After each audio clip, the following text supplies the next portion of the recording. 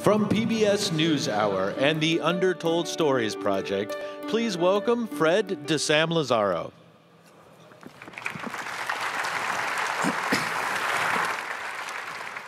Thank you very much, voice of God. It's actually pronounced Fred de Sam Lazaro, but that is something that anchormen have struggled with for years. My name is Fred de Sam Lazaro, and I'm director of something called the Under-Told Stories Project at the University of St. Thomas, which is one of the proud sponsors of this gathering. My second, rather well-worn hat is as a correspondent now for 3+ decades with the PBS NewsHour, reporting mostly from developing nations on the myriad of issues related to poverty and human suffering, global health issues very much among those. Our goal of this project is to expand the impact and audience of our short documentary reports beyond television and into the classroom. Now, a television or video-based initiative that chooses to focus on human suffering, especially in distant foreign lands, is about as intuitive as General Mills choosing to branch into, say, cigarettes. How do you get audiences to tune in to human suffering, infectious disease, neglected tropical ones, cervical cancer, even menstrual hygiene? We've reported on all of these things and more.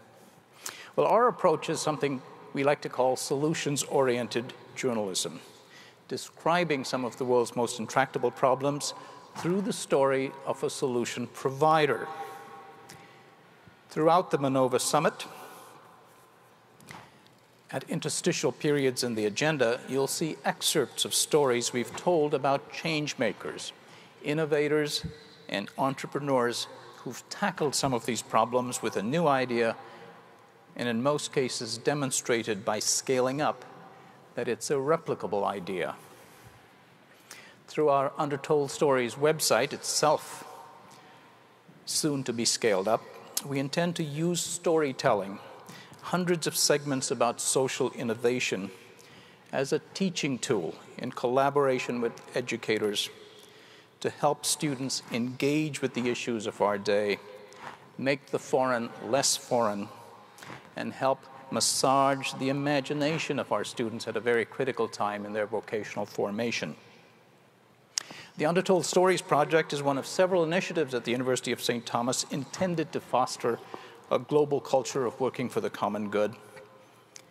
And this gathering is living proof that St. Thomas is, of course, not alone in our Minnesota community, where our institutions, educational, medical, religious, businesses of all stripes, have been globally engaged for a very long time.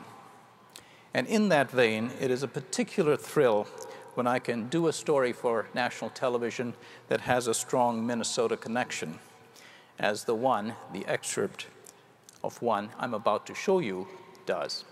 Without much further ado, let's roll the tape.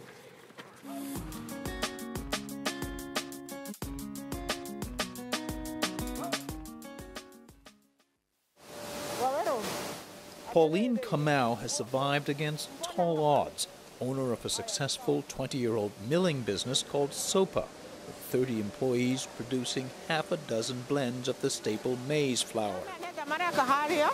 But 15 years ago, when her husband and co-founder Peter died suddenly, she was devastated and struggled for years to keep afloat.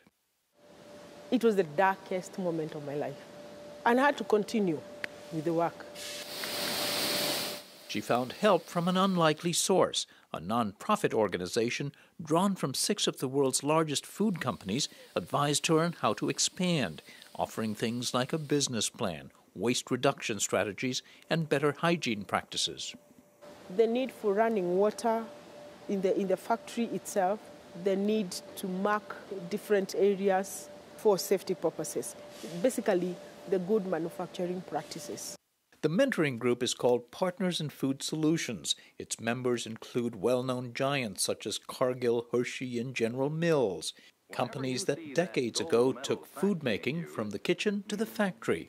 It's your easiest, simplest, surest way to baking success. Physics is physics, whether it's in Kenya or Minnesota. Jeff Dykstra co-founded the group 10 years ago. We find that a lot of the stuff we work on is very similar to the same issues that a General Mills or Cargill or Hershey's are wrestling with. It's just usually at a different scale. So a lot of the technical problems we're solving are universal.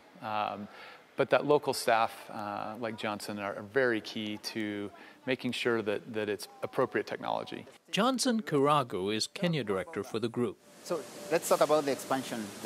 Kiragu, who has a food science degree from Britain, says his team advised Kamau on fortifying her products with vitamins and minerals. 35% of children not getting enough iron and vitamin A and zinc and other micronutrients, which are very important for their development, their brain development. Good to see you. Meeting you. Good to see you. Thanks for Another of the Partners Group's early clients was Soy Afrique, when it was a small family-owned milling company. We saw a very successful business person, but we saw a company that needed technical capacity on everything from quality, like I mentioned, branding. This cooler is a critical piece of equipment in the manufacturing process and is probably the most tangible example of what the partnership has delivered in this factory. It was designed by engineers in Minneapolis, but put together by welders in Nairobi. The net result, a cost savings of 50%. Africa imports about $40 billion a year in food, and almost all of it could someday be produced and processed in Africa. For the PBS NewsHour, this is Sam Lazaro in Nairobi, Kenya.